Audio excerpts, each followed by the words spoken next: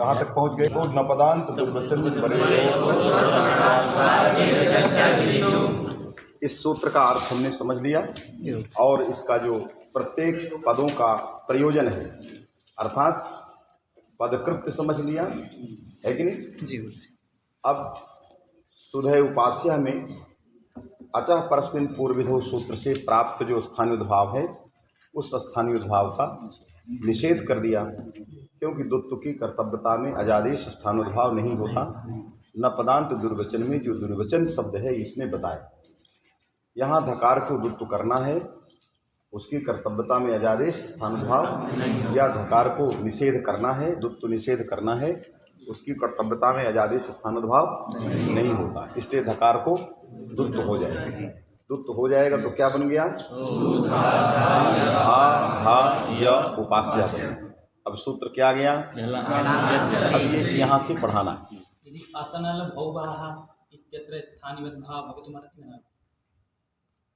अभी सुनो फिर बताते हैं, अभी ये प्रसंग चल रहा है फिर बताते हैं, है कि नहीं? थोड़ा धैर्य रखो और आगे आएगा, घबराओ। ठीक, अभी इस पाठ को बंद करके जो पूछ रहे उसको समझेंगे क्या बोल रहे, बोले तुम्हारी बात का ही अर्थ लगाना पड़ेगा तब तो उसमें आगे बढ़ना। ठीक है, अभी सुन लो, पहले बात सुन लो, ये चल रहा है पहले इसको सुन लो, बीच में रोकना पड़ जाएगा, वीडियो लगा लो फिर इसके बाद सुन। आया कि नहीं? तो सूत्र झलाम जस झसी, ये सूत्र है। झलाम क्या है? षष्ठ्यंत। जस क्या है? समांत। झसी क्या है? सप्तम। और इसकी वृत्ति में क्या लिखा है? कहा स्पष्ट है। क्या स्पष्ट है? सूत्रजन्य वाक्यार्थ बोध। क्या स्पष्ट है? इस सूत्रजन्य जो वाक्यार्थ बोध है वो पूरी तरह से सुस्पष्ट है, अर्थात किसी भी प्रकार का संस्कृत में वृत्ति लिखने माने अर्थ लिखने की आवश्यकता नहीं है। कैसे? झलाम स्थाने जस स्यात् झस, ये अर्थ स्पष्ट है। झलों के स्थान में जस होता है यदि झस पर में हो। बात में आ गई? तो यहाँ पर झल क्या है? धा, उसके स्थान में क्या होगा? जस होगा। क्या होगा? जस दा होगा, क्योंकि धा का आंतरतम दा है, तो धा के स्थान में क्या हो गया? दा। आगे उत्तर में क्या है? जस। जस कौन है? दूसरा धा, तो क्या हो गया? सुदा धा, है कि नहीं? सुदा धा। बात समझ आ गई? जब दा हो गया तो फिर से अनच लगा दे, क्योंकि अब तो भिन्न हो गया। अभी हमने अनच्छा से किसको दुप्त किया था? अब किसको करने जा रहे? दा को करने जा रहे। तो अनच्छा हो जाए तो अच से परे यर कौन हो गया? दा। आगे अच पर में नहीं, इससे दकार को दुप्त होना है। तो सु दा दा, फिर धा, फिर या, फिर ऐसी प्रक्रिया होनी। बात समझ कि नहीं? तो अनच्छ सूत्र से दुत्व क्यों नहीं होता दोबारा? तब कहोगे कि तल लक्ष्य में तल लक्षण की सकृत प्रवृत्ति होती है। लक्ष्य लक्षणम सकृदेव प्रवृत्ति, लक्ष्य में लक्षण सकृत एक बार ही लगता है। तो चूंकि अनच्छ लग चुका है किस लक्ष्य में? इस लक्ष्य में लग चुका है, इसलिए नहीं लगेगा। तो पूछा जाएगा कि अनच्चा का लक्ष्य क्या है? अनच्चा का लक्ष्य है यर, अच से परे यर, ये अनच्चा का लक्ष्य है। अच कौन है? सामे उकार, उससे परे यर कौन है? धा, ये धा उसका लक्ष्य है। इदानी दूसरा क्या आ गया? दा। ये लक्ष्य भेद हो गया, ये वो लक्ष्य नहीं है, क्योंकि यर में धा और दा दोनों आते हैं। तो यदि धा उसका एक बार लक्ष्य हो गया तो दा जो यर में आ रहा है ये क्या हो गया? दूसरा लक्ष्य। तो तल लक्ष्य में तल लक्षण की सकृत प्रवृत्ति होती है, किंतु लक्ष्य भेद में तल लक्षण की पुनः प्रवृत्ति होती है। तो धा में बार बार दुत्व नहीं होगा, क्योंकि धा उसका लक्ष्य है, लक्ष्य भेद नहीं। लेकिन ये क्या हो गया? लक्ष्य भेद। तो तल लक्ष्य में तल लक्षण सकृत प्रवृत्त होता है, लेकिन लक्ष्य भेद में तल लक्षण पुनः पुनः प्रवृत्त होता है। जितने लक्ष्य भेद होते जाएंगे वो लक्षण बार बार उन लक्ष्य भेद में लगता जाएगा। बात समझे कि आएगी नहीं? तो दकार को ही दुत्व प्राप्त है। तो क्या करें? दकार को दुत्व कैसे रोकें? तो आप कहोगे विकारकृत लक्ष्य भेदो नास्त्रियते। क्या कहोगे? विकारकृत लक्ष्य भेदो नास्त्रियते। विकार के द्वारा यहाँ लक्ष्य भेद हो गया। क्या है? विकार के द्वारा। धा को क्या विकार किए? दा विकार था वो धा, उसके स्थान में क्या हो गया? दा। तो ये धा का विकार है। दा किसका विकार है? धा का विकार है। तो विकारकृत लक्ष्य भेद नहीं लिया जाता, इसलिए विकारकृत लक्ष्य भेद नास्त्रियते। इसलिए तल्लक्ष्य हो गया। तो तल्लक्ष्य में तल्लक्षण की सकृत प्रवृत्ति होगी, इसलिए अनच्चा दकार को दुत्व नहीं करता। अब पूछा जाएगा कि विकारकृत लक्ष्य भेद नहीं लिया जाता, विकार के कारण तल्लक्ष्य ही कहा जाता है, लक्ष्य भेद नहीं कहा जाता है। इसमें प्रमाण क्या है? कैसे जानते हो कि विकारकृत लक्ष्य भेद नहीं होता? विकार के कारण लक्ष्य भेद नहीं होता, ये कैसे जाने? ये तो पूरा का पूरा विकार हो गया, पूरा का पूरा विकार हो गया। ये ऐसा नहीं कोई ऐसे एक देश का विकार हो जिससे लक्ष्य भेद न माना जाए। यहाँ पूरे धकार को दकार हो गया, पूरा का पूरा परिवर्तन हो गया, इसलिए ये लक्ष्य नहीं हो सकता। तो विकारकृत लक्ष्य भेद नहीं होता, इसमें प्रमाण क्या है? तो आप विचार करो, कहीं आपको मिला हो तो बताओ। है मिला है? नहीं मिला। सूत्र है सही बहोरोध अवर्णस्य। सही बहोरोध अवर्णस्य ये क्या करता है? सही बहोरोध अवर्णस्य अनयोहो अवर्णस्य ओस्त्यात्, माने सह और वह के अवर्ण को ओकार करता है। समझ में आया कि नहीं? सही बहोरोध अवर्णस्य। ये सही बहोरोध में तपरकरण क्यों कर दिया? क्यों किया तपरकरण? बात समझे कि नहीं? तपरकरण क्यों किया? इसलिए किया कि तपरस तत्काल सूत्र लगाने के लिए। तपरस तत्काल सूत्र लगाओगे तो तात्पर्य कौन है? आ। तो आ को ही होगा क्या? ओकार। ह्रस्व आकार को ही ओकार होगा, दीर्घ आकार को ओकार नहीं होगा। तो जहां उत्पूर्वक लुंग लकार में बह धातु से सिच के रहने पर वृद्धि हो जाती है, हलंत लक्षणा बदब्रज हलंतस्याच। जब हलंत लक्षणा वृद्धि हो जाएगी तो उदबाह होगा। उदबोधाम बनाना है। क्या बनाना है? ताम में। तो उदबाह सताम और सिच का झलोझल से लोप हो जाती है, तो वृद्धि हो गई तो क्या बना? उदबाह। अब उदबाह के आकार को ओकार नहीं होगा। बात में कि नहीं? तो उसके लिए पाणिनि जी ने क्या प्रयास किया कि दीर्घ आकार को ओकार हो जाए, तो पाणिनि जी ने आगे अवर्ण में वर्ण लगा दिया। सूत्र के आ के आगे क्या लगाया? अतिरिक्त प्रयास कर। तपरकण रोक रहा था तो पाणिनि जी को प्रयास करना पड़ा। क्या प्रयास किए? वर्ण। वर्ण लगाने से क्या होता है? सर्वग्रहण नहीं कहते हो? जहां वर्ण लग गया अवर्णात कह दिया गया, सारे आकार लिए जाएंगे, है कि नहीं? इसलिए वर्ण ग्रहण है यदि तो सर्वग्रहण। तो अवर्ण जब लगा दिया तो तपरस तत्काल से रुक गया। इस वर्ण ने तपरस तत्काल को रोकने के लिए पाणिनि जी ने अतिरिक्त प्रयास किया। तो अब सारे आकार लिए जाएंगे, तो सारे आकार लिए गए तो दीर्घ आकार भी लिया गया। लेकिन दीर्घ आकार कैसे होगा? है कि नहीं? क्योंकि लक्ष्य लक्षणम सक्रदेव प्रवर्तते।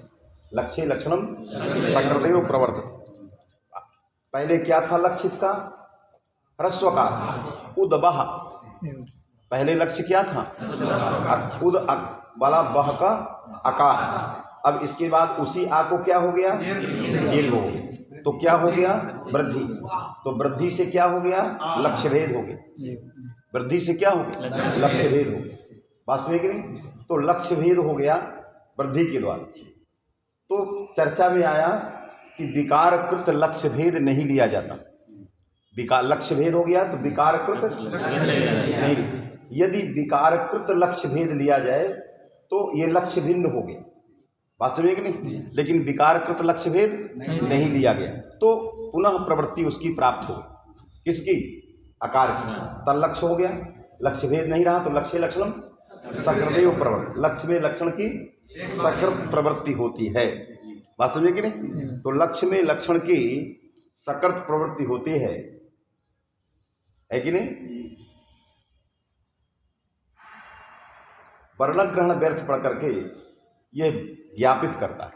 अवर्ण में जो वर्ण ग्रहण था वो व्यर्थ पढ़ करके ज्ञापित करता है क्या कि लक्ष्य भेद, विकारकृत लक्ष्य भेद नहीं लिया जाता। आया कि नहीं? अभी ये समझ लो, फिर अभी इसको बताते हैं। क्योंकि एक बार वृद्धि दोबारा पहले ओकार हो जाना है। किस क्या हो जाना है? उद्वह, वृद्धि के पूर्व भी आको ओकार हो जाना है, वास्तविक नहीं। उसके बाद भाष्यकार ने लक्ष्य लक्षणम को लगाया और लगाने के बाद कहा कि ये लक्ष्य भेद है, तो कहा नहीं विकारकृत लक्ष्य भेद नहीं लिया जाता, बात समझे कि नहीं। और उसमें प्रमाण क्या दिया? वर्ण ग्रहण। तो ये जो वर्ण ग्रहण है ये विकारकृत लक्ष्य भेद नहीं लिया जाता, इसमें प्रमाण ये मनोरमा में सुधीर उपाध्याय के प्रसंग में आया है, थोड़ा विस्मरण हो रहा, देखो उसको। सही बहुरोध अवर्णस्तु, बात समझे कि ये बात पहले समझ लीजिए कि उद्बोधाम, उद्बह स ताम है कि नहीं। उद्बह स ताम, उद्बह सा ताम में यदि बाके आको ओ हो गया है कि नहीं, पहले ओ हो गया तो क्या बन गया? उद्बो, ये बन गया उद्बोह है कि नहीं। तो उद्बोधाम बन गया, पहले ही हो गया उद्बोधाम, आकार को ओकार हो गया उद्बोधाम है कि नहीं। ओकार कर दिया आकार को, तो आकार को ओकार करके उद्बोधाम प्रयोग बन गया। तो ह्रस्व आकार ले लिया गया, वर्ण ग्रहण क्यों किया गया? उद्बह स ताम, समझिए, उद्बह स ताम में वृद्धि के पूर्व भी प्राप्त है। तो यदि आकार को ओकार हमने वृद्धि के पूर्व कर दिया तो ह्रस्वकार मिल गया, सही बहुरोध अवर्णस्थ में ह्रस्वकार मिल गया, तो रूप क्या बन गया? उद्बोधाम। जो रूप वृद्धि के बाद बनाना है वो रूप वृद्धि के पूर्व बन रहा है। उद्बह साताम इत्यवस्थायाम बकारोत्तरवर्ती ह्रस्वकार को क्या हो गया? ओकार, तो क्या बन गया? उद्बोधाम। उद अबोधाम उद्बोधाम बन गया। फिर वर्ण ग्रहण क्यों किया? फिर वर्ण ग्रहण क्यों किया? क्योंकि समस्त प्रकार के आकार को लेने के लिए वर्ण ग्रहण था। तो समस्त प्रकार के आकार बाह में ही मिलेंगे, सह में ही मिलेंगे। तो बाह में तो सर्वत्र ह्रस्वकार ही मिल रहा है, कहीं दीर्घाकार मिल नहीं रहा, बात में कि नहीं। इसलिए वर्ण ग्रहण क्यों किया? तो वो वर्ण ग्रहण व्यर्थ पढ़ करके ज्ञापन करता है कि विकारकृत लक्ष्य भेद नहीं लिया जाता। जब विकारकृत लक्ष्य भेद नहीं लोगे तो जब वृद्धि होगी किसको? आको, ह्रस्व आको दीर्घ आ जब वृद्धि होगी, उस वृद्धि के बाद वो लक्ष्य भेद नहीं रहा, तल्लक्ष्य है। तो तल्लक्ष्य में उसकी प्राप्ति हुई, तल्लक्ष्य में तल्लक्षण की सकृत प्रवृत्ति, तल्लक्ष्य माने लक्ष्य भेद नहीं रहा। तो जब नहीं रहा तो तल्लक्षी हो गया, तो तल्लक्ष्य में तल्लक्षण सकृत प्रवृत्त होता है, बात में कि नहीं। इसलिए जैसे दकार तल्लक्षी है तो वहां पर जो है नच्च बार बार नहीं लगता, तो यहां पर भी नहीं प्राप्त होगा वृद्धि करने के बाद, बात में कि नहीं। और वहां हो इसलिए वर्ण ग्रहण स्वांश में चरितार्थ हो, माने तल्लक्ष्य में तल्लक्षण में पुनः प्राप्त नहीं है, क्योंकि लक्ष्य भेद नहीं रहा। तो तल्लक्ष्य में तल्लक्षण की सकृत प्रवृत्ति, तो दोबारा वहां सही बहुरोध अवर्णस्थ नहीं प्राप्त है। हो जाए इसके लिए क्या चाहिए? वर्ण ग्रहण स्वांश में चरितार्थ। आया कि नहीं? ये अभी कहीं आया है, इसलिए वर्ण ग्रहण व्यर्थ पढ़ करके इसको ज्ञापित किया कि तल्लक्ष्य में तल्लक्षण की सकृत प्रवृत्ति होती है। इसको बाद में देखेंगे, अभी बात बैठ गई। वर्ण ग्रहण व्यर्थ पढ़ करके ज्ञापित किया और स्वांश में चरितार्थ हो गया, बात समझिए कि नहीं। चलिए, तो क्या बन गया? सु द धा य ये बन गया। आगे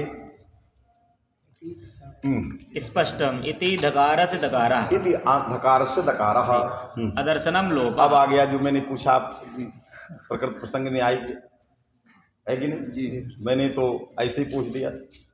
अदर्शनम लोपः, इस सूत्र में दो पद हैं, एक अदर्शन प्रथमांत है और लोपः प्रथमांत। दोनों को जोड़ने वाला अभेद संबंध है। क्या है? अभेद संबंध। दोनों को जोड़ता है। संबंध उसी को कहते हैं जो दो पदार्थों को जोड़ता है। दृष्ट क्या? दो पदार्थों को जोड़ता है, इसलिए उसका नाम योग है। संबंध को क्या कहते हैं? योग। योगः संबंधः, योग माने संबंध। तो योग क्या करेगा? दो पदार्थों को जोड़ेगा, आपस में जोड़। तो अदर्शन को किससे जोड़ेगा? लोप से जोड़ेगा। तो कहोगे अदर्शना भिन्न लोप। जैसे कहते हो नीला भिन्न घट, घटा भिन्न नील। नील और घट को जोड़ता है। कौन जोड़ता है? अभेद संबंध जोड़ता है कि नहीं? राज्ञः पुरुषः में राज्ञः को पुरुष से जोड़ता है। कौन जोड़ता है? फिर तेरा अभेद जोड़ता है, भेद जोड़ता है। अरे उसको कहो भेद जोड़ता है। कौन जोड़ता है? अर्थात संबंध दो, योग दो प्रकार का हो, एक अभेद दूसरा भेद। तो एक जगह अभेद जोड़ता है और एक जगह भेद जोड़ता है। संबंधो द्विविधा भेदः अभेदः। कहाँ अभेद मानी और कहाँ भेद मानी? तो समान विभक्त्यंत स्थल में अभेद जोड़ता है, विरुद्ध विभक्त्यंत स्थल में भेद जोड़ता है कि नहीं? एकदम अनुभव से बता रहे हैं। विरुद्ध विभक्त्यंत कौन हो गए? राज्ञः और पुरुषः। यहाँ कौन जोड़ेगा दोनों को? भेद। अब भेद क्या है वो बाद की बात है, कितने संबंध भेद के होंगे बात में कि नहीं? अभेद क्या है ये बाद की बात। पहले सामान्य प्रकार से संबंधों के वर्गीकरण में दो ही संबंध होते हैं। फिर भेद के नाना प्रकार के भेद हैं, चाहे स्वयं भाव कहो चाहे जो भी, बात में कि नहीं? तो भेद ने राज्ञः पुरुषः के राजा को पुरुष से जोड़ा और नील को घट से जोड़ा। अभेद ने यहाँ भी समान विभक्त्यंत थे। क्या थे? अदर्शनम भी प्रथमा और ये भी प्रथमा। लिंग भेद भी, यद्यपि क्या है? लिंग भेद। लेकिन लिंग भेद जोड़ने में प्रतिबंधक नहीं होता है, जाने लो। लिंग भेद जोड़ने में प्रतिबंधक नहीं होता है कि नहीं? नहीं तो प्रत्यक्षोपमान शब्दाः प्रमाणानि, प्रत्यक्षोपमान प्रत्यक्षानुमान उपमान शब्दाः प्रमाणानि जोड़ता ही नहीं, ये नहीं जोड़ता है कि नहीं? ये जोड़ता ही नहीं, क्योंकि प्रत्यक्षानुमानोपमान बाद में इसको करवाना पड़। प्रत्यक्ष अनुमान उपमान शब्दा आगे प्रमाणानि, प्रमाणानि नपुंसकलिंग, ये पुल्लिंग। ये सारे ऋषियों के सूत्र हैं, ये बताते हैं कि लिंग भेद जो होता है वो जोड़ने में प्रतिबंधक नहीं होता। वो कहेगा लिंग भेद रहने पर भी जुड़ता है कि नहीं? तो इसलिए अदर्शनम लिंग भेद रहे भी और लोपः पुल्लिंग रहे भी, तब भी अभेद दोनों को क्या करेगा? जोड़ेगा। वास्तव में कि नहीं? इसलिए लोपः ये पुल्लिंग है। क्यों पुल्लिंग है? घय प्रत्यांत सभी शब्द प्रायण पुल्लिंग होते हैं, अनिवार्य तो नहीं है, लेकिन घय प्रत्यांत जितने शब्द होते हैं प्रायण पुल्लिंग होते हैं। क्वचित पुल्लिंग नहीं होते हैं, जैसे शेषम पुंबक, ज्ञानम ज्ञाने ज्ञानानि शेषम पुंबक। तो यहाँ शेषम जो है शेष धातु से घय प्रत्यय से शेष बना है, लेकिन निर्देश कार में क्या लिखा? शेषम। इसलिए घयंत पुल्लिंग है प्रायण। ये नहीं कहते घयंता पुल्लिंगा एव, ये नहीं कह सकते, अन्यथा शेषम निर्देशा संगति असंगति, इसलिए उसमें जोड़ देना है प्रायण। बात नहीं, लिखा नहीं है प्रायण, लिखा तो इतना है घयंता और घयपा अबंता पुल्लिंगा, सूत्र ही बना दिया लिंगानुशासन है कि नहीं? तो ये जो पुंसी है घयंत का है, अप्रत्यांतों का है। ये जो पुल्लिंग में प्रयोग है ये तो सूत्र ने प्रायण नहीं लगाया, लेकिन व्याख्याकारों के जो व्यवहार हैं वो व्यवहार सूत्र को प्रायिकत्व बता रहे हैं। ये सूत्र क्या है? प्रायिक है। प्रायण जो है घयंत जो है पुल्लिंग होते हैं, इससे क्वचित पुल्लिंग नहीं है तो कोई क्षति नहीं है। क्वचित पुल्लिंग नहीं, वो भी आचार्यों का व्यवहार कारण है।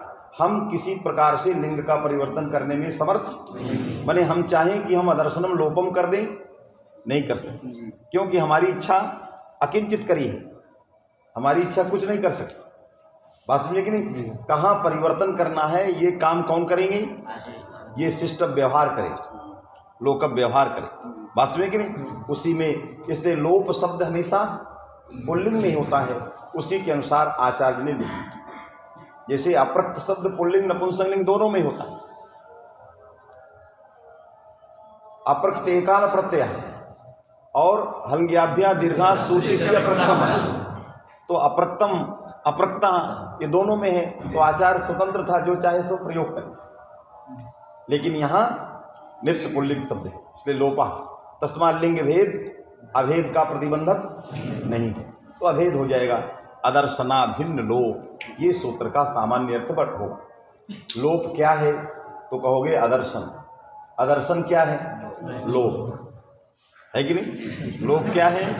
अदर्शन। तो अदर्शन क्या है? तो अदर्शन क्या है? फिर लोप है, तो अदर्शन का पारिभाषिक अर्थ क्या है? प्रकृत प्रसंग में अदर्शन को क्या अर्थ कर? बात समझिए कि नहीं? तो अदर्शन में नए समास न दर्शनम, दृश्यते यत्तद् दर्शनम, कर्मणि प्रत्यय। दर्शनम में जिसके द्वारा देखा जाए ऐसा नहीं, साधन को नहीं लेना है, साध्य को लेना। दृश्यते यत् दर्शनम, वास्तविक में दृश्यते मने बोध्यते, दृश्यते मने बोध्यते, वो ज्ञान सामान्य चाक्षुष भी हो सकता है, श्रावण भी हो सकता है कि नहीं? बहुत सारे बोध ज्ञान हो सकते हैं, लेकिन प्रकृति में क्या ज्ञान लेना है कि नहीं? वो बोध शब्द से भी आ सकता है, अनुमान से भी आता है, प्रत्यक्ष से भी बोध होता है। वास्तविक नहीं, किंतु प्रकृत प्रसंग में शास्त्र में शब्द प्रस्तावित है। क्या है? शब्द प्रस्तावित। इसलिए जो भी बोध लोगे वो शब्दजन्य बोध लोगे। क्या लोगे? तो बोध्यते, बोध्यते इति बोधः माने दर्शनम, दर्शनम माने बोध विषय, दर्शनम माने बोध विषय। दर्शन का सीधा अर्थ हो गया बोध विषय। दृश्यते असौ दर्शनम। ज्ञानार्थक धातुओं के समभिव्यहार में कर्म प्रत्यार्थ विषयता, इसलिए दर्शन विषय बोध विषय। तो कर्म प्रत्यय जो आया, ल्युट जो बाहुल का कर्म में आया, उसका अर्थ क्या हो गया? विषय। और दर्श धातु का अर्थ क्या हो गया? बोध, ज्ञान। क्योंकि दृश्य ज्ञानी, उसका कहीं अर्थ नहीं है चाक्षुष ज्ञानी। दृश्य धातु ज्ञान सामान्य अर्थक है, ज्ञान विशेषार्थक नहीं है। आए कि नहीं? कह देते हैं हम पश्यति, कहते तो हम पश्यति हैं। जब दृश्य को पश्य आदेश होता है तो क्या कहते हैं? पश्यति मनी क्या देखता है? अर्थात चाक्षुष ज्ञान करता है। पश्यति मनी चाक्षुष ज्ञान करोति। बात सुनिए कि नहीं? तो पश्यति का प्रयोग चाक्षुष ज्ञान में होता है, लेकिन यहां पर क्या लेना है? ज्ञान सामान्य, बोध लेना है, ज्ञान लेना।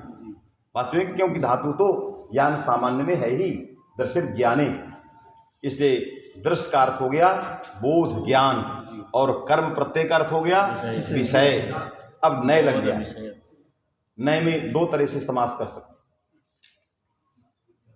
एक दर्शनाभाव, जैसे कहते हो मक्षिकाणाम अभाव, इसलिए नपुंसक लिंग किया है। इसलिए क्या किया है? क्योंकि कर्म वाला ल्युट तो पुल्लिंग हो सकता था। कर्म वाला जो ल्युट है वो पुल्लिंग हो सकता है, उसका अर्थ हो सकता है अदर्शनः। कर्म वाला जो ल्युट है वो पुल्लिंग हो सकता है, लिंग कर्म के अनुसार आएगा। जी लेकिन समास क्या है, इसमें किस समास की चर्चा करें? तो समास है अर्थाभाव में अव्ययी भाव, अर्थाभाव में अव्ययी भाव, अर्थात अव्ययम विभक्ति समीप, इस सूत्र में जो अर्थाभाव है, अर्थाभाव का उदाहरण क्या दिया है? निर्मक्षिकम। माने अर्थ माने, आपसे पूछा जाएगा अर्थाभाव में अर्थ माने, अर्थ माने द्रव्य वस्तु। जी तो निर्मक्षिकम में अर्थ कौन है? मक्षी। और उसका अभाव माने इदम स्थानम निर्मक्षिकम, इदम स्थानम निर्मक्षिकम माने मक्षिक जो अर्थ है, मक्षिका जो अर्थ है उसका तथा अभाव, एक भी मिल गई तो निर्मक्षिक नहीं, वास्तव में कि नहीं? तो यहां क्या किया? दर्शनाभाव, दर्शन मने अर्थ मने, यहां अर्थ से क्या लेना है? दर्शन। अर्थ से क्या लेना है? दर्शन। जैसे वहां मक्षिक लिए थे क्योंकि वो लोक व्यवहार का प्रयोग, यहाँ शास्त्र में ज्ञान की चर्चा है, ज्ञान सत्र है, इसलिए दर्शन मने बोध विषय, दर्शन मने बोध विषय, तो अर्थ मने दर्शन मने बोध विषय और उसका सर्वथा अभाव। यदि कभी भी वो बोध का विषय हो गया तो अत्यंत अभाव नहीं लिया गया। कभी भी हो, कभी भी यहां मक्षिक आ गई तो ये निर्मक्षिक नहीं कहा जाए, वास्तविक नहीं। इससे अभाव बने अत्यंत अभाव, कभी भी नहीं रहना चाहिए। उसी स्थान को निर्मक्षिक कहते हैं जिस स्थान में तीनों कालों में मक्षिका नहीं, त्रैकालिक संसर्गाभाव। किसका? मक्षिका। तीनों कालों में, अर्थात सतयुग से लेकर कलयुग तक किसी भी समय बोध का विषय नहीं होना चाहिए। अब आपको समन्वय करा दें तो समास हो गया दर्शनाभाव अदर्शनम, इसीलिए नपुंसकलिंग हो गया। क्यों? अर्थाभाव में अव्ययी भाव है, अव्ययी भावश्च नपुंसकम स्यात्। जो अव्ययी भाव होता है वो नपुंसक होता है। कृष्णस्य समीपम उपकृष्णम अधिहरि, ये सब क्या? नपुंसक। इसलिए ये नित्य नपुंसक, वो नित्य पुल्लिंग, वो पुल्लिंग, ये नपुंसक। इसको भी बदला नहीं जा सकता और उसको भी बदला नहीं जा सकता, बात समझे कि नहीं? इसलिए पाणिनि ने कहा, पाणिनि का ये निर्देश बताता है कि लिंग भेद किसी भी दो पदार्थों के जोड़ने में प्रतिबंधक नहीं होता है। कोई पूछेगा कि व्युत्पत्तिवाद ने तो लिख दिया कि लिंग भेद प्रतिबंधक ने कहा वाचो युक्ति ही अदर्शनम लोपा सूत्र प्रामाण्य। न्याय वालों से पूछो कि आप कहते हो कि लिंग भेद प्रतिबंधक नहीं होता, क्या प्रमाण है? कहीं किसी ऋषि तो कहते हैं हमारा सूत्र प्रमाण है। कौन? प्रत्यक्षानुमान शब्द, हमारे ऋषि ने ऐसे लिख दिया है कि नहीं? तो हम कहें हमारा ऋषि क्या कह रहा है?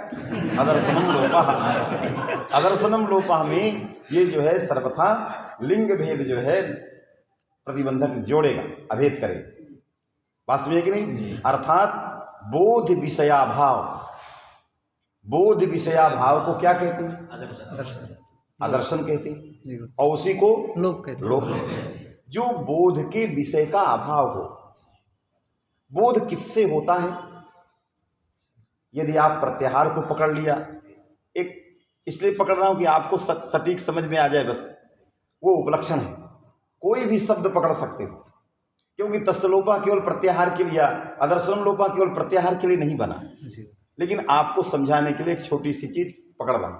आपने अण पकड़ ली, जैसे इनसे मैं पूछ रहा, क्या पकड़ा? अण नाम के शब्द को पकड़ा। इस शब्द से होने वाला जो बोध, उस बोध का विषय क्या अणा है? अण से होने वाला जो बोध, क्या बोध होता है? आ ई उ री, जो ये बोध हो रहा है, इस बोध का विषय क्या अणा है? नहीं। क्यों नहीं है? कहते हो ना अंतेन अप्रधान तृतीया, सब कह रहे। तो बोध का विषय नहीं है, कैसे जाने? क्योंकि इसका लोप हुआ है। क्या है ये? इसमें तस् लोपा लगा हुआ है। अयुण के आकार में तस् लोपा लगा है कि नहीं? लगा है। तो जब तस् लोपा लग गया तो पूछेंगे कि जब इत संज्ञक वर्ण लोप हो गया तो इत संज्ञक वर्ण क्या था ना, उसको उसकी संज्ञा क्या हो गई? लोप। तो पूछा गया लोप माने बोध विषय। किस शब्द से होने वाले बोध के विषय का अभाव है? अण प्रत्याहार। प्रत्याहार से उत्पन्न होने वाला जो बोध है उस बोध के विषय का अभाव है। इसलिए जितना परिष्कार पढ़ते हो अनुबंधा प्रत्याहार जन्य बात सुनने की नहीं। वो जो सिद्ध कर रहा है वो आदर्शनम को सिद्ध कर रहा है बस। क्या किसको सिद्ध कर रहा है? उसमें कुछ नहीं, केवल आदर्शन पदार्थ बता रहा है। मौलिक जो है वो इसका समझ बात समझ आ गई। अब आपसे कोई पूछेगा कि प्रत्याहार कहते तो प्रत्याहारों में इत संज्ञक वर्णों का ग्रहण नहीं होता। क्यों नहीं होता? इसलिए नहीं होता कि उसकी लोप संज्ञा हो जाती। क्यों नहीं होता? लोप संज्ञा हो जाती। तो लोप संज्ञा हो जाने से बोध नहीं होगा। इसलिए नहीं होगा कि उस लोप का अर्थ ही होता है आदर्शन। आदर्शन माने बोध विषय। अब ये बोध विषयाभाव ऐसा नहीं है कि मुझे बोध विषयाभाव है और आपको बोध विषय हो जाए। तो किसी काल में यदि बोध विषयाभाव हो गया तो फिर अर्थाभाव में अव्ययभाव नहीं कहा जाए। इसलिए तीनों कालों में जब से सृष्टि का आरंभ हुआ है तब से लेके अद्यावधि किसी को भी अनुबंधों में बोध की विषयता नहीं गई कभी। इसलिए अत्यंताभाव हो गया, इसलिए अर्थाभाव में अव्ययभाव। समझ में बात आ गई? आप तुमको समझ में आई बात? समझे कि नहीं? समन्वय पूर्वक उसको बताना है कैसे वो बोध का विषय नहीं। अब मैंने जो प्रकृत प्रसंग में बताया कि भाई ये प्रत्याहार, आप प्रत्याहार उपलक्षण है, कुछ भी कह सकते हैं। हमने गुप्त चिकित्सा सन के सन को पकड़, सन का नकार बोध का विषय है? क्यों नहीं है? क्योंकि उसका लोप हो गया है कि नहीं? क्या हो गया है? लोप हो गया। इससे वो सन पद जन्य, वहां प्रत्याहार पद जन्य था, सन पद जन्य जो बोध है वास्तविक नहीं, उस बोध का विषय नकार नहीं है। वास्तविक नहीं, सकार भी बोध का विषय है। जो आनपूर्वी का बोध हो रहा है उस बोध का विषय सा है, लेकिन बोध का विषय ना नहीं। इसलिए उसको क्या कहोगे? लोप कहोगे। बात समझ में आ गई? कुछ जगहों में यह भी देखा गया कि हम लोग कहें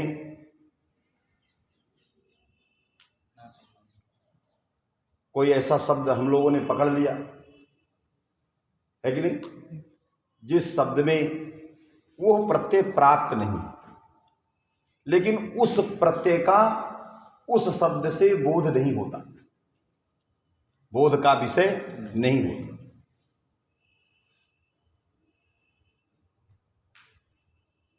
तो वहां पर प्रत्यय लोपे प्रत्यय लक्षणम लगा के तत्संबंधी कार्य किया जा सकता है। आपने कहा जो बोध का विषय न हो, तो बहुत सारे ऐसे शब्द हैं उनसे वो प्रत्यय नहीं आते, तो जब वो नहीं आते तो उस शब्द से वो बोध का विषय नहीं होता। तो बोध का विषय जहां नहीं रहेगा उसको क्या कहोगे? लोप कहोगे। तो वहां लोप हो गया तो प्रत्यय लोपे प्रत्यय लक्षणम लग जाए, उसके लिए प्रसक्त का अध्याहार किया कि वही बोध के विषय के अभाव को कहना है जहां प्राप्त हो, प्रसक्त हो। प्रसक्त मनी प्राप्त हो। ये प्रसक्त कहां से आया? ये षष्ठी स्थानीय युवा के स्थान को लाए और बदला उसको, उसका अर्थ बदला और उसको क्या किया? स्थान का अर्थ क्या किया? स्थानम प्रसंग, और प्रसंग मने प्राप्ति, और उसी का बदल के अर्थ किया प्रसक्त। प्रसक्त मने प्राप्ति। प्राप्ति ही द्विविधा भवति, अर्थतः लोकतः शास्त्रतः। एक प्राप्ति शास्त्र से होती है और एक प्राप्ति लोक से होती है। जो प्रत्यय जिस प्रकृति से शास्त्र द्वारा प्राप्त है ही नहीं, वो बोध के विषय न रहने पर भी वहां लोप नहीं कहा जाए। इसलिए प्रत्यय लोपे प्रत्यय लक्षणम वहां नहीं लगता। वास्तव में हमने कोई उदाहरण नहीं दिया, लेकिन आपको एक भावनात्मक समझा रहा हूं काचित प्रकृति तस्याः प्रकृतेः सह प्रत्ययः न शास्त्रतः प्रसक्तः। समझ आए कि नहीं? हमने वहां प्रसक्त नहीं दिया, इतने कह दिया बोध विषयत्वाभाव। तो काचित प्रकृति तस्याः प्रकृतेः सह प्रत्ययः न बोध विषय न बोध विषयीभूतः तस्मात् तत्र तस्य प्रत्ययस्य लोप संज्ञाय। तो तत्र प्रत्यय लोपे प्रत्यय लक्षणं सूत्रस्य प्रवृत्ति ही प्राप्ता। तस्य सूत्रस्य प्रवृत्ति न स्यात् तदर्थं किं देयम् अत्र वृत्तौ प्रसक्तम इति पदम देयम्। ये प्रसक्त देना पड़ेगा। प्रसक्त मने प्राप्ति ही। प्राप्ति ही दुविधा, शास्त्रतः लोकतः। तो लोकतः की प्राप्ति यहाँ ग्राह्य नहीं है। यहाँ किसकी प्राप्ति लेना है? तत्त शास्त्र के द्वारा यदि वो प्रत्यय प्राप्त होंगे, जैसे आदिरंतेन सहिता सूत्र द्वारा अनुबंध प्राप्त प्रसक्त। आदिरंतेन सहिता सूत्र द्वारा अनुबंध प्राप्त।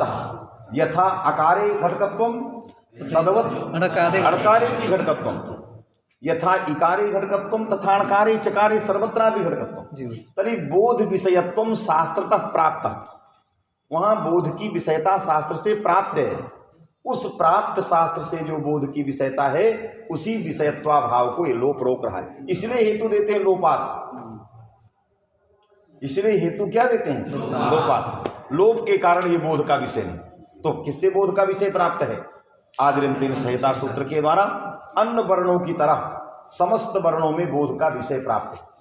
वास्तविक नहीं? तो जब समस्त वर्णों में बोध का विषय प्राप्त है तो अनुबंध में भी बोध का विषय प्राप्त है। अनुबंध बोध का विषय क्यों नहीं हुआ? क्योंकि आदर्शन लोप है। वास्तविक नहीं? तो इसलिए बन गया कि यद किंचित शब्दजन्य बोध विषयत्वाभाव है कि नहीं? प्रसक्त शब्दजन्य बोध विषयत्वाभाव अदर्शनम सैव लोपः। बन गया कि नहीं? प्रसक्त शब्दजन्य, प्रसक्त शब्द होना चाहिए, प्रसक्त शब्दजन्य बोध विषयत्वाभाव लोप पदार्थ। बात समझ में आ गई कि नहीं? इसलिए अदर्शन को इस रूप में समझना है। यदि हम ऐसा समझेंगे जो दिखाई न दे उसकी लोप संज्ञा होती है, तो दुनिया ये सारे शब्द जो हैं दिखाई तो कभी देते ही नहीं हैं, केवल सुनाई देते हैं, है कि नहीं? यदि हम कहें कि जो दिखाई न दे उसको लोप कहते हैं। अरे घटपटादी होते तो दिखाई देते कि नहीं देते चर्चा कर। शब्द कभी दिखाई, कभी कोई नहीं आज तक बोला शब्दम पश्यामी। आज तक ऐसा व्यवहार कोई किया शब्दम पश्यामी। सभी लोग कहते हैं शब्दम शृणोमि। शब्द सुनने का व्यवहार है, इसलिए दिखाई नहीं देता उसकी लोप संज्ञा है, ये कहने वाले अपास्त हो गए। क्योंकि शब्द कभी दिखाई नहीं देते हैं। राम सु नहीं दिखाई दे रहा है, सुनाई दे रहा है, तो ये भी लोप हो जाए, है कि नहीं? इसलिए दिखाई न देना यहां ये सर्वथा अर्थ क्या है? अप्रासंगिक। इसलिए बोध विषयत्वाभाव और कर्म में प्रत्यय कैसे जाने? आपने उन परिष्कारों के में देखा कि ये क्या सिद्ध करना चाह रहा है। ये तो बोध विषयत्वाभाव को करना चाह रहा है, उसमें विषयत्व लगा है, तो हम साधन में प्रत्यय लुप्त नहीं कर सकते। बात में कि नहीं? हमारा परिष्कार मूल ग्रंथ से विरुद्ध हो जाए। क्यों? परिष्कार हमेशा मौलिक होता है। जितना भी परिष्कार बनता है वो हमेशा मौलिक होता है, मूल को आधार बना के चलता है। यदि मूल दूसरा कह रहा है, आप कुछ दूसरा कर रहे हैं, नहीं चलेगा। बात समझे कि नहीं? तो जो परिष्कार किया कि शब्दजन्य बोध विषयत्वाभाव, शब्दजन्य बोध विषयत्वाभाव हो, लेकिन शब्दतः शास्त्रतः शब्द प्राप्त हो, और तज्जन्य बोध विषयत्वाभाव, तो विषयत्वाभाव को विषयत्व जो था वो कर्म प्रत्यार्थ लगा हुआ था और विषयत्वाभाव अदर्शन था। इसका मतलब कि उसके अंदर विषयता है। वो विषयता कब आएगी? जब दर्श धातु से कर्मणि प्रत्यय, तो बाहुल्कात कर्मणि, तभी परिष्कार का मूल के साथ संगति हो। समझे कि नहीं? ये इस सूत्र का ऐसा अर्थ लगा के चले तो बन गया अदर्शनम लोपः। फिर क्या कह रहे हैं? प्रसक्तस्य अदर्शनम लोप संज्ञम स्यात् संयोगान्तस्य लोपः। अब दूसरा सूत्र आ गया, स्थिति बन गई सु द ध या, ये स्थिति बन गई। अब सूत्र आ गया संयोगान्तस्य लोपः। संयोगांतस्य ये षष्ठ्यंत है, समुदित समस्त षष्ठ्यंत है, समास हुआ, इसके बाद षष्ठी विभक्ति आई, और दूसरा है लोपः। क्या समास करें संयोगांतस्य में? अलो अंत्यस्य का अंतस्य आता है, संयोग पदस्य का अधिकार आता है, तो संयोगांतम पदम तदंतस्य लोपः है कि नहीं?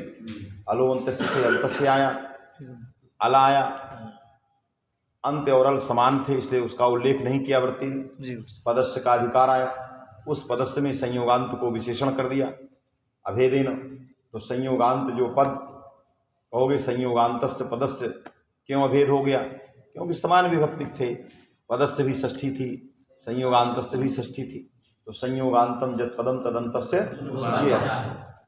संयोगांत में क्या समास करें? संयोगः अंतः जस्य ये करें, संयोगौ अंतौ जस्य ये करें, है कि नहीं? क्या समास करें?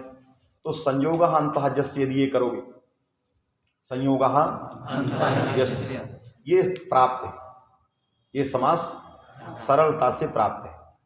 कैसे प्राप्त है? क्योंकि एक वचनांतेन बहुरीही में जो प्रथमांत एक वचनांत है वो प्रायण सरलता से प्राप्त है। एक वचन लाने के लिए कोई प्रयास नहीं करना पड़ता। हमने कहा पीतम अंबरम जैसे, कोई प्रयास की जरूरत नहीं है कि नहीं? आपको अनेक पीत अनेक अंबर यदि बोध कर, अनेक पीतांबर बोध कराना पड़ेगा, पीतानी अंबराणी, तो कश्चन प्रयासः कर्तव्य। वो प्रयास लोक में वक्ता का तात्पर्य हो सकता है।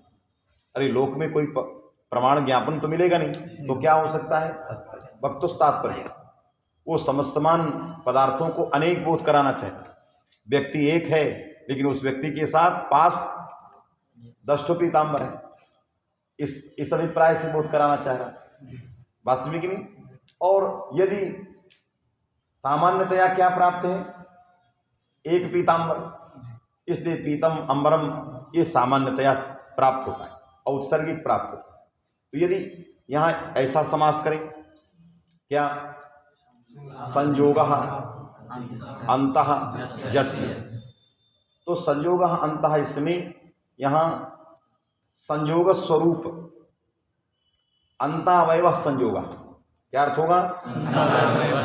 संयोगः यस्य समुदायस्य अंतावयवः संयोगः, यस्य माने समुदाय से, क्योंकि अन्न पदार्थ समुदाय है, क्योंकि घटक पदार्थ अवयव है, तो अवयव का अवयवी के साथ आकांक्षा है, इससे अन्न पदार्थ क्या होगा? समुदाय। तो संयोग है अंतावयव जिस समुदाय का, तो संयोग में एकत्व विशिष्ट संयोग, अंतावयव रूप जो संयोग होगा वो एक संयोग, एकत्व विशिष्ट संयोग, अर्थात एक वचन से विग्रह करने से क्या प्रतीत हो रहा है? प्रत्येकम संयोग संज्ञा, ये पक्ष आ रहा है। कौन पक्ष आ रहा है? प्रत्येकम, एक एक की संयोग संज्ञा, इसलिए एक वचन प्रयोग कर रहे हैं। बात समझे कि नहीं? एक एक की संयोग संज्ञा। तो जब एक एक की संयोग संज्ञा करें तो प्रत्येकम संयोग संज्ञा एक वचन का प्रयोग होगा, तो प्रत्येकम संयोग संज्ञा पक्ष आ जाएगा।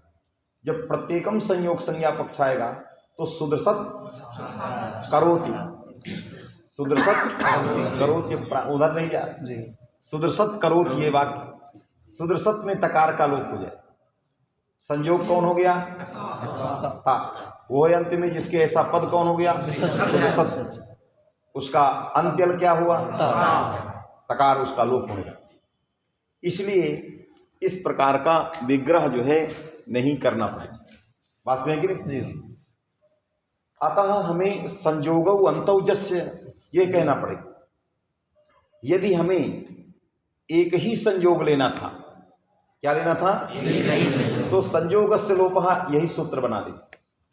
क्या सूत्र बनाते? संयोगस्य लोपः। बात में कि नहीं? क्या सूत्र बनाते? संयोगस्य, एक वचन कर दे। ये क्यों अंत रखे? संयोगांतस्य में अंत रखने की क्या जरूरत है? संयोगस्य लोपः, और संयोग कहां? ये संयोगस्य कहां विशेषण होता? पदस्य में। तो विशेषणत्वा तदंत विधि होती तो संयोगांतस्य पदस्य अर्थ हो जाता। सूत्र में अंत रखने की क्या जरूरत है? कहां अंत इसलिए रखा गया कि संयोग में एकत्वातिरिक्त जितनी संख्याएं हैं वो प्रयत्न लब्ध है। एकत्वम तो औत्सर्गिकम, एकत्व जो है स्वाभाविक होता है, एक वचन के लिए आपको प्रयास नहीं करना। एकत्व यह है, भेदक नहीं है। एकत्व संख्या ये एकत्व अभेद कर देती है। नीलो घटा में नील में एक वचन, घट में एक वचन, इसलिए अभेद है क्योंकि एकत्व संख्या अभेदक है। बात हुई कि नहीं? एकत्व में भेद एक कराने की क्षमता नहीं है। भेद कब शुरू होगा? दूसरा जब आएगा। जब तक आप कमरे में अकेले हो तो अभेद हो, दूसरा आ गया भेद हो गया। कहोगे कि ये हमसे भिन्न है, वो कहेगा ये हमसे भिन्न है, शुरू हो गया भेद, है कि नहीं? फिर कहेंगे कि नहीं तुम भी एक हो, तुम भी एक हो, कि नहीं अय में का कहिए, अय में का अय में का इमऊ दो, ये भेद आ है कि नहीं? तो द्वत्वादि जो भेद ग्राहिका संख्या है, अर्थात भेद बुद्धि को पैदा करने वाली संख्या है, ये जो है भेद को पैदा करती है कि नहीं? और यह इस प्रकार के प्रतीति से लभ्य है। द्वत्वादि में अय में का त्रया, ये सब प्रतीति हो।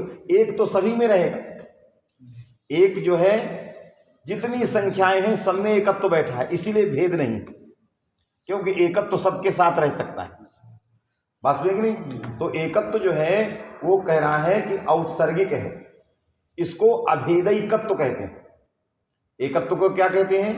अभेदैकत्व। और संख्या सामान्य कहते हैं।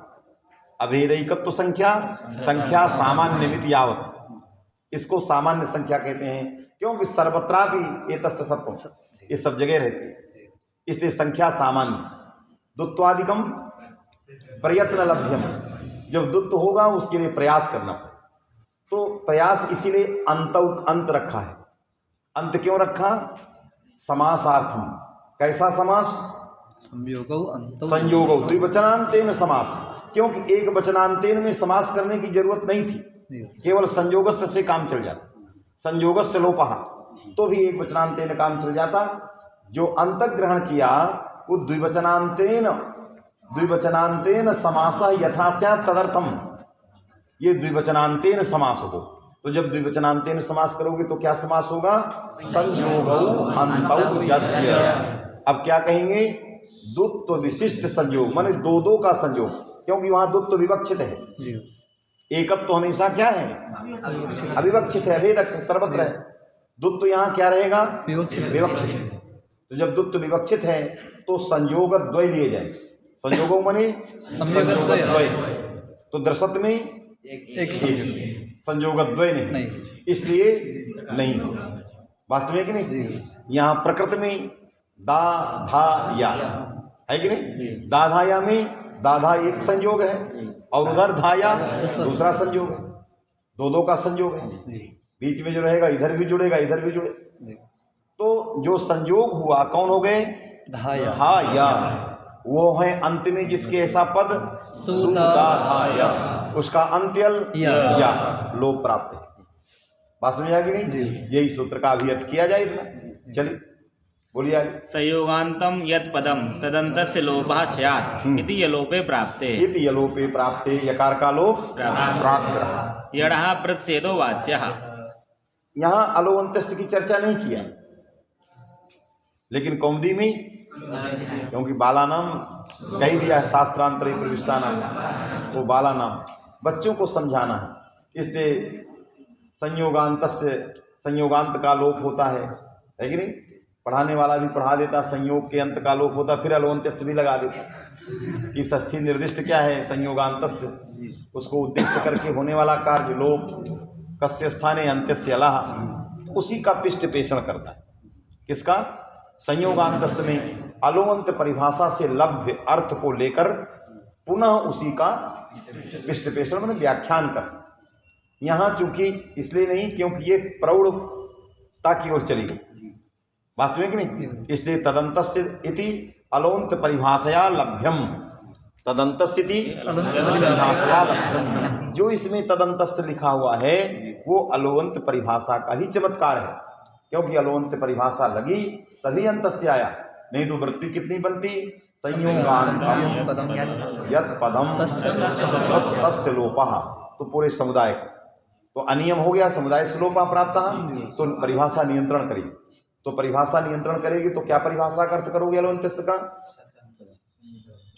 क्या अर्थ करोगे? स्थान षष्ठ्यंत निर्दिष्टम जत्पदम, स्थान निरूपित षष्ठ्यर्थ बोधकम जत्पदम, है कि नहीं? या स्थान निरूपित षष्ठ्यर्थ बोधक विभक्ति पद घटितम जत्पदम, है कि नहीं? स्थान निरूपिता षष्ठ्यर्था संसर्ग तदबोधिका विभक्ति ही गस तदघटितम पदम संयोगांत, है कि नहीं? तत्पद घटिते शास्त्रे पदद्वयम उक्तिः, इसलिए तत्पद घटित शास्त्र में अंत अल आएगा, उसी को आकर के इस प्रकार का अर्थ लिख दिया गया, इसलिए अलवंत्यस्य का उल्लेख नहीं। समझ में आया कि नहीं? इसलिए बन गया सु द ध य और उपास्य। फिर आगे यणः प्रच्छेदो वाच्यः, बहुत बड़ी दीवार खड़ी किया, लोक की प्राप्ति कराया और सीधे कह दिया यणः प्रच्छेदो वाच्यः। ये सूत्र जो है यण में नहीं लगता। यदि कोई संयोगांत यण होगा तो इस सूत्र की प्रवृत्ति नहीं होती। बात में कि नहीं? यणः प्रतिषेधो वाच्यः, यण का प्रतिषेध करना, अर्थात संयोगांत श्लोक सूत्र से यण का लोप नहीं करना। यणः प्रतिषेधो वाच्यः माने व्याख्येयः, व्याख्यानं च द्विविधम्, है कि नहीं? यणः प्रतिषेधो में वाच्य शब्द क्या है? व्याख्येय। वाच्य का अर्थ क्या होता है? माने यणः प्रतिषेधो व्याख्येयः, यण के प्रतिषेध को व्याख्या करिए। ये कुछ नहीं कर रहा है। जैसे मैं कहता हूं कि अनल विधौ व्याख्यायताम, तो आप उसकी व्याख्या करिए, आपको उसकी व्याख्या करनी पड़ेगी। तो ये उसी तरह का एक वाक्य है कि यणः प्रतिषेधः व्याख्येयः, सर्वैः व्याख्येया यणः प्रतिषेधः, यण के लोक का प्रतिषेध व्याख्येय है, उसकी व्याख्या करिए। तो आचार्यों ने उसकी व्याख्या किया, इस तरह से यण का प्रतिषेध हो, है कि नहीं? तो व्याख्यान किया, क्या लिया कि झलोझली सूत्र इसके उत्तर का है। किसके? संयोगांत श्लोका। तो झलोझली सूत्र से झल को ले आया, झलोझली सूत्र से क्या ले आया? झल को ले आया। और संयोगांतम जत्पदम तस्य अंतावयवस्य झलः रूपस्य, संयोगांत जो पद उसका अंतावयव झल, अर्थात झलंतः यह संयोगः, अर्थात उसका मतलब क्या हुआ? झलंतः या संयोगः तस्य अंतस्य लोपस्य, झलंत संयोग से। ये जो संयोग है सुदादय का, ये झलंत नहीं यणांत है, और यण में झल में नहीं आती। बात में कि नहीं? इसलिए यही व्याख्या कर दी, यही जो है व्याख्या कर दी। दूसरी व्याख्या ये भी कर सकते हैं कि जिस समय संयोगांत लोपः ये लगने चल रहा है, उस समय इकोणची असिद्ध हो जाए, यण सिद्ध हो जाए। बात में कि नहीं? जब संयोगांत लोपः चला, संयोगांतम जत्पदम तदंतस्य लोपस्य, है कि नहीं? तो इकोणची ये असिद्ध हो जाए, क्योंकि इकोणची बहिरंग है और संयोगांत लोपः अंतरंग है। कैसे बहिरंग है? क्योंकि वो पदद्वय संबंधी वर्णद्वय सापेक्ष है, दो पदों के वर्णों को मान रहा है, सुधी वाले पद के भी इकार को ले रहा है और उपास्या के उकार को भी। यह उपास्या से इसका कोई लेना देना नहीं। बात में कि नहीं? तो वो जो इकोणज शास्त्र है ये पदद्वय संबंधी वर्णद्वय सापेक्ष है, तो पदद्वय संबंधी वर्णद्वय सापेक्ष विधि बहिरंग होती है कि नहीं? और सर्वथा अपर निमित्तकत्वेन, सर्वथा ये संयोगांत लोप अपर निमित्तक है, किसी को पर में निमित्त नहीं मानता। तो अपर निमित्तकत्वम तद्भिन्नम इकोणज पर निमित्तक, इसलिए वो बहिरंग है। बात है कि नहीं? तो अपर निमित्तकत्वम अंतरंगम तद्भिन्नम बहिरंग, माने पर निमित्तकत्वेन इकोणज बहिरंग। तो अंतरंग लोप की कर्तव्यता में बहिरंग से यणः असिद्धत्वात् न लोपस्य प्राप्ति। क्यों? न यणम पश्यति, जिसको लोप करने जा रहा है उसको देख ही नहीं रहा, असिद्ध हो गया। बात में कि नहीं? इसलिए जो है लोप स्वतः नहीं प्राप्त है। यही यण प्रतिषेधो वाच्य हमारे अर्थ है। ये अर्थ नहीं है कि यण के लोप का प्रतिषेध होता है। अरे कैसे होता है? तुम्हारे कहने से होता है कि नहीं? यण के लोप का प्रच्छेद ऐसे होगा, कैसे? झल लाओगे और झलंतः यह संयोग ऐसा अर्थ करोगे, अथवा अंतरंग यण की अंतरंग लोप की कर्तव्यता में बहिरंग यण को असिद्ध करोगे। आएगी नहीं? तो अंतरंग लोप की कर्तव्यता में बहिरंग यण को असिद्ध होना इस तरह से प्रच्छेद हो सकता है, अथवा झल के अपकर्षण से प्रच्छेद हो सकता है। लेकिन यदि आपने झल का अपकर्षण कर लिया और झलंत संयोग में सूत्र को लगाया, तो कहीं कहीं झल भिन्न में भी लोप होता है, देखा गया है कि नहीं? कहीं कहीं झल से इतर में भी लोप होता है। तो उसके लिए हमें अलग प्रयास करना पड़ेगा। क्वचित अझल्य में, कहीं कहीं झल भिन्न में भी लोप है। भाष्यकार ने अमो मस के सकार का खंडन किया है, मकार प्रश्लेष कर अमो मम, और माँ का संयोगांत लोप किया। माँ जो है झल से इतर है, अझल है, फिर भी लोप, तो अझल में भी लगाना है। इसलिए ये व्याख्या और भी व्याख्या है कि नहीं? लेकिन इन दोनों में किसको माना जाए? तो दोनों इसी तरह के क्लिष्ट व्याख्यान हैं, लेकिन फिर भी ये संयोगांत श्लोपः त्रिपादी है, और त्रैपादिक अंतरंग में अंतरंग परिभाषा लगती नहीं। त्रैपादिक अंतरंग में अंतरंग परिभाषा लगती नहीं। क्यों नहीं लगती त्रैपादिक अंतरंग? कोई पूछेगा क्यों नहीं लगती? अरे वो अंतरंग है तो अंतरंग में लगना चाहिए, बात में कि नहीं? तो इसलिए नहीं लगती, ये परिभाषा बाह ऊट से ज्ञापित सपाद सप्ताध्यायिष्ठा परिभाषा है। जब सपाद सप्ताध्यायिष्ठा परिभाषा है तो ये अंतरंगम त्रैपादिकम एवं न पश्यति। जब ही उसको लगने चलेगी, विचार करेगी, अंतरंगत्व प्रकार ज्ञान के लिए चलेगी, तो दिखाई रहेगा ही नहीं, तो अंतरंगत्व मिलेगा ही नहीं।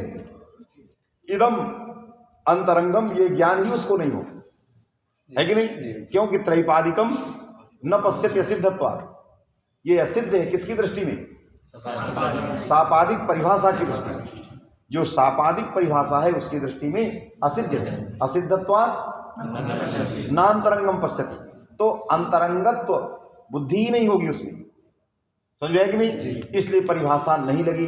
अतः झल का आकर्षण द्वारा किया गया प्रयास ये उचित है, भाष्योक्त है, बात हुई कि नहीं? इसलिए इसको हम लोग व्याख्या में ये लिख, अथवा है कि नहीं, कारकाल पक्ष में त्रैपादिक अंतरंग में परिभाषा लगती है। अब पक्षों की चर्चा नहीं करेंगे, नहीं सिद्धांत से बहुत ऊपर चला जाए, है कि नहीं? इसलिए बन गया यकार का लोप का प्रसिद्ध हो गया, यकार का लोप नहीं हुआ क्योंकि वो झल, इसका अर्थ इतना जाने रहो। अब आप संयोगांत श्लोपा का जब अर्थ करोगे तो क्या कहोगे? झलंतः यह संयोगा।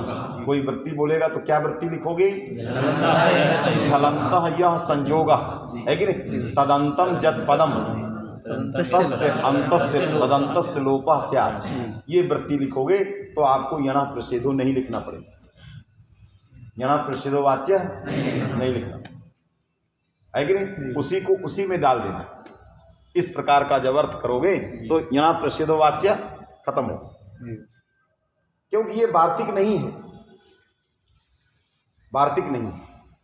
वार्तिक में उक्तानुक्त दुरुक्त होते हैं, इसमें तीनों नहीं,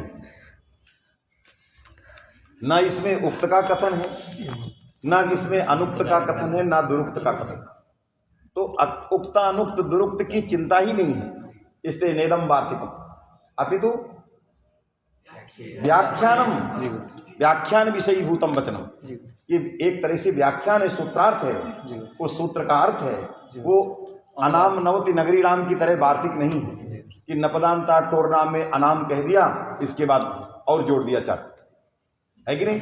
इस तरह का कोई वार्तिक नहीं है, बात में कि नहीं? इसलिए ये एक तरह से सूत्र का अर्थ है, व्याख्या है, जिस वृत्ति का एकांश छोड़ गया है, वृत्ति का एकांश छोड़ गया है। जैसे आदिरंते में संहिता में मध्य का नाम छूट गया है, क्या छूट गया? मध्य का, वो वाक्य के देश का प्रयोग। आदिरंते में संहिता वाक्य के देश का प्रयोग है। जैसे कोई वाक्य है द्वारम पिधेहि, अब हमने द्वारम बोल दिया, तो द्वारम का अर्थ क्या है? द्वारम पिधेहि, हमने गाम बोल दिया तो गाम का अर्थ क्या है? पाठ है, पूरे में तात्पर्य। तो ये वाक्य के देश है, वाक्यार्थ बोधनेच्छया वाक्य के देश का प्रयोग। इससे किसी अध्याहार प्रत्याहार की जरूरत नहीं है कि नहीं? किसी अध्याहार, क्यों हम अध्याहार में फंसेंगे? कहेंगे अध्याहार का शाब्द बोध में भान, अध्याहार है ही नहीं, वास्तविक नहीं। वाक्य के देश का प्रयोग, वाक्यार्थ बोधनेच्छया अर्थात पूरा वाक्य क्या है? आदिरंतेन संहिता का, आदिरंतेन संहिता मध्य का नाम है कि नहीं? स्वस्थ आगे अनुवृत्ति है, यदि वो फलितार्थ कथन है तो भी उसी के अंदर है कि नहीं? अर्थात अंतेर इतासा आदि ही स्व घटित समुदाय घटकानाम संज्ञा एतदर्थ बोधनेच्छया जो वाक्य था, उस वाक्य के एक देश का प्रयोग। और हम वाक्यार्थ में शक्ति मानते हैं, इसलिए जो सत्या उपस्थित है शाब्द बोध का विषय है, अध्याहार की चर्चा ही नहीं। तो जो अध्याहार परक ग्रंथ है वो सारा ग्रंथ वाक्यार्थ को निरूपण परक है, क्योंकि वाक्य के देश का सूत्रकार ने प्रयोग किया है, उसके निरूपण में तात्पर्य है कि नहीं? इसलिए मने अवयवाभ्याम है कि नहीं? अवयवी समुदाय एतस्य किं तात्पर्यम यतः इदम सूत्रम वाक्य के देश प्रयोग रूपम अतः तस्य इदम विवरणम है कि नहीं? वाक्य के देश में समग्र वाक्य का विवरण कर रहा है, इसमें उसका तात्पर्य। उसी तरह यहां भी इस वाक्य का इसमें तात्पर्य है, वो वार्तिक इसी में प्रविष्ट है, अतिरिक्त कुछ नहीं। बस हो गया, चलिए।